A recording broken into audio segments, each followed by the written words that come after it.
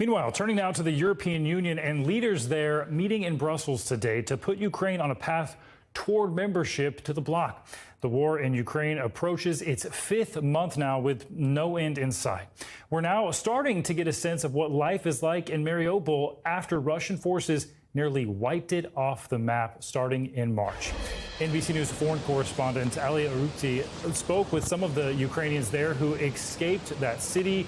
Joins us now from Odessa with more on this. Ali. Hi, Stephen. That's right. You know, Mariupol is now an occupied city by the Russians. They claim to have liberated it, but liberation looks pretty grim in that city. You talk to anybody that's escaped Mariupol or is still stuck in there, they're calling it a dead city. Let's take a listen to the report I have put together.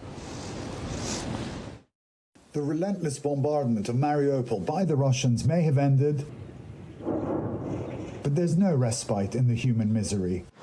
So this is your house, and this is your neighbors? My neighbors, my flat, the second floor. Completely gone. With residents forced out of the city and displaced across Ukraine, I Am Mariupol aid centers are opening across the country. One of them here in Kyiv. The centers provide legal help, medical advice, and psychological care for adults and children traumatized by the horrifying experiences in the city. Almost all of them that work there are Mariupol residents working for the sake of Mariupol residents. Olya and her daughter Polina escaped Mariupol at the end of March and came to this center for help, trying to find work.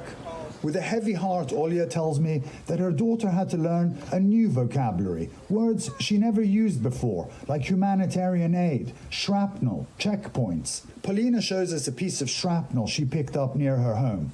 Fragments of war replacing toys for an 11-year-old. Now, a grim reminder of what she left behind. What was the situation like there when you were leaving? We had a tough time evacuating. We went through Vasilivka and were held there, and we slept on the field for 4 days. There was a horrible stench, and everything was burnt up. The smell was unpleasant, of bodies, of burning, and everything. The city, annihilated by the Kremlin, is still cut off from basic necessities like gas, electricity, and running water. The stench of death is still overwhelming. Advisor to Mariupol mayor said on his Telegram app that the bodies are being taken in an endless caravan of death to a morgue, landfills, and other places. At least 21,000 Mariupol civilians were killed during the weeks-long Russian siege, according to Ukrainian authorities. Ludmila's home has stood for over 100 years in Mariupol, she said, surviving the First and Second World Wars, but it crumbled under Russia's invasion. She showed me a video she shot of what remained of her home. Thankfully, she escaped right in time, but she says her neighbors weren't so lucky. About 19 and 92 years old. It was husband and wife. I don't know what it was, but start the fire. They died in fire. They got burned to death? Yes. According to President Zelensky, the Russians are also holding around 2,500 Ukrainian fighters, many of them from the Azov battalion, who fought till the bitter end, holed up in the Azovstal steel plant. Amongst them, Ilya Samoylenko, who sustained serious injuries 4 years ago when the Russians shelled an area he was placing mines in. His mother says he barely survived. Ilya had been fighting the Russians since the first invasion 8 years ago. In 2017, he lost a hand and an eye defending the Donbass region, but not his will to fight.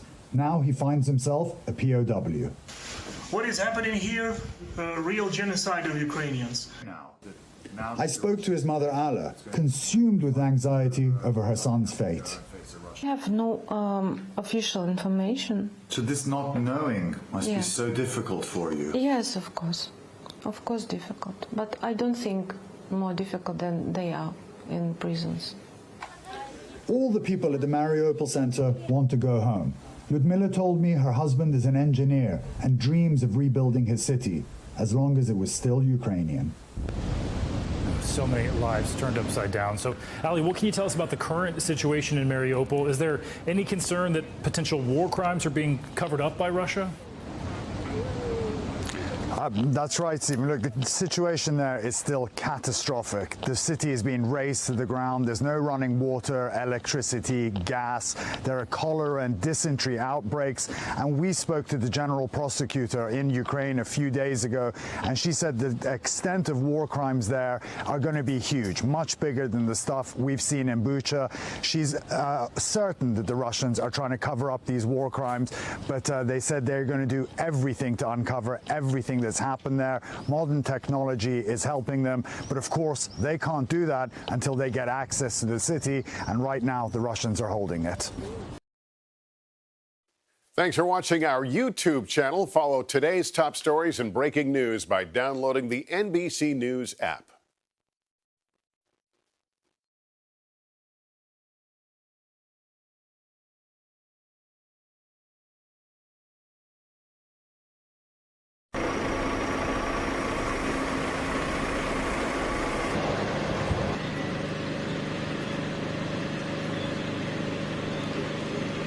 Це вже не важно, важно, що це дуже страшно. Хай дівчата з Польщі з дітками, хай ніхто не вертається, не треба.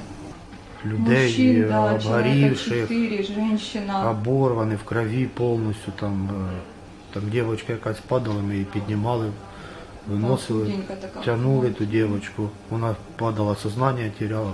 Ну, я була в 500 метрах від місця взриву, це, звісно, жах, це просто жах. У мене слов немає, як це виразити, це страшно. Могла би бути там, але повезло. В принципі, це все.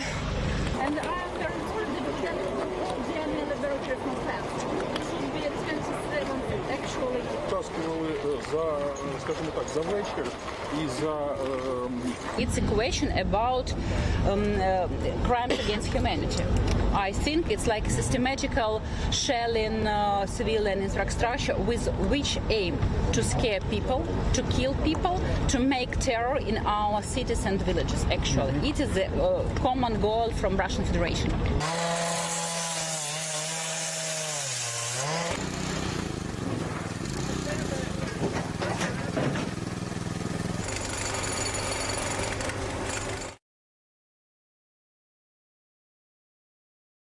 Thanks for watching our YouTube channel. Follow today's top stories and breaking news by downloading the NBC News app.